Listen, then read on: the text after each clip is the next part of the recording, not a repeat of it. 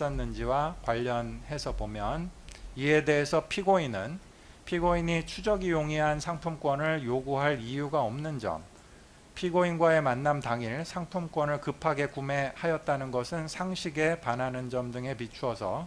이 부분에 관한 김대령 진술의 신빙성 역시 인정할 수 없다고 주장하고 있습니다. 살피건대 기록에 의해서 확인되는 다음과 같은 사정, 즉 피고인은 김대령 외에 구모 준장에게도 현금 500만 원을 요구하면서 상품권으로 교환해서 공직기관 비서관에게 전달하겠다는 취지로 설명하기도 했던 점, 계좌거래 내역, 상품권 판매 내역 등에 의해서 확인되는 2024년 9월 중순경부터 2024년 9월 22일까지의 김대령의 동선 및 현금 거래 내역, 상품권 구매 내역 등의 구체적, 객관적 정황이 김대령의 진술에 부합하는 점. 셋째, 김대령에게는 피고인에게 교부하는 것 외에 구매해서 보유하고 있던 롯데백화점 상품권을 달리 사용하거나 활용해야 할 필요 상황이 보이지 않는 점 등을 종합해보면 이 부분에 관한 김대령의 진술 역시 신빙성이 인정됩니다.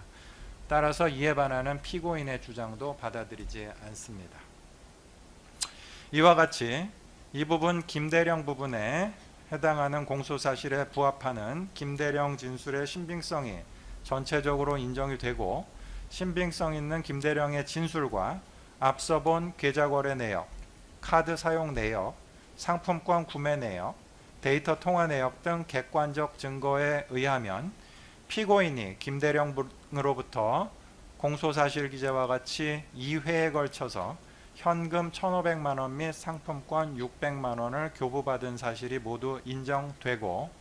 위각 금품 모두 진급 청탁 알성과의 사이에 대가성도 인정되므로 김대령 부분에 대하여는 피고인에 대해서 모두 유죄 판단을 합니다.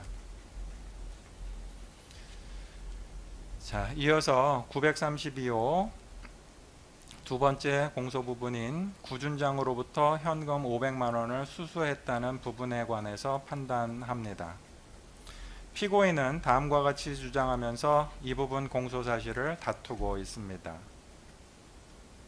첫째, 구준장이 보내온 쇼핑백에는 500만 원 현금이 들어있지 않았고 이 부분에 부합하는 직접 증거는 구준장의 진술이 유일하다.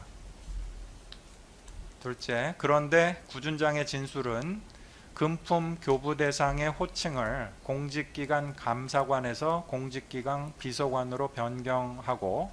전달자인 공소령에 대해서 구준장이 지정했다고 하다가 피고인이 지정한 것으로 변경 진술을 했던 점,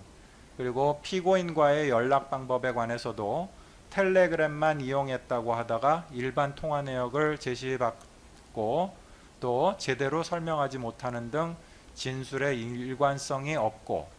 피고인과 구준장의 관계상 피고인이 위험을 무릅쓰고 구준장의 진급을 위해 노력할 이유나 동기가 없었던 점, 구준장은 자신이 입건된 내란 사건에서 선처를 받기 위해 피고인에게 일방적으로 불리한 진술할 동기가 있었던 점 등에 비추어 이 부분 공소사실에 부합하는 구모 준장의 진술은 신빙성 없는 허위 진술에 해당한다고 다투고 있습니다. 살피건대 기록을 통해 알 수 있는 다음과 같은 사정, 즉 피고인이 지적하는 금품교부 대상자의 직책명, 금품 전달자의 특정 경위, 피고인과의 연락 방법 등에 대한 구준장의 진술이 일부 번복되기는 하였으나 이는 수사기관에서 추상적 기억에 의존해서 한 진술을 일부 변경한 것에 불과한 것으로 보이고, 번복 경위에 관한 구준장의 설명도 충분히 납득되는 범위 내에 있다고 보이는 점, 일반 통화 내역은 대부분 피고인 발신으로 되어 있어 피고인과 연락 시 텔레그램을 이용했다는 구준장의 입장과 배치되는 것으로 보기는 어려운 점 등을 종합해보면 피고인 주장의 사정만으로 구모 준장의 진술을 일관성 없는 것이라고 보기는 어렵습니다. 둘째, 구 준장은 2021년 하반기 인사에서 준장으로 진급하여 2024년 하반기 인사에서 마지막으로 5차 소장 진급이 결정되는 시기였는데, 이러한 사정이 구 준장이 군의 인사에 대한 영향력을 과시하고 있던 피고인에게 금품교부를 결심하게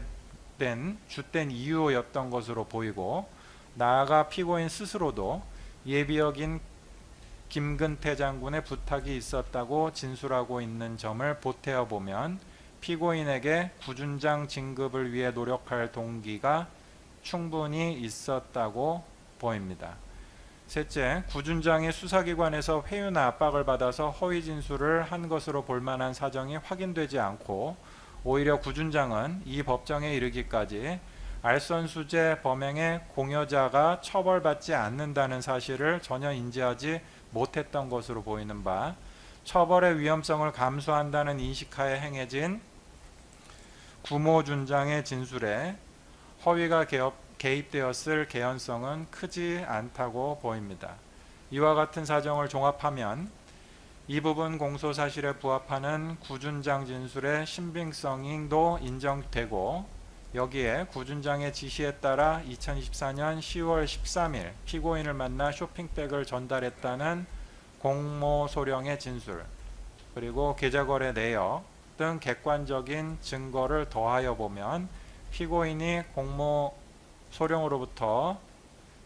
수령한 쇼핑백에 현금 500만 원이 들어 있었음을 충분히 인정할 수 있습니다. 따라서 이에 반하는 피고인의 주장은 받아들이지 않고, 구 준장 부분에 대해서도 피고인에 대해서 모두 유죄 판단을 합니다.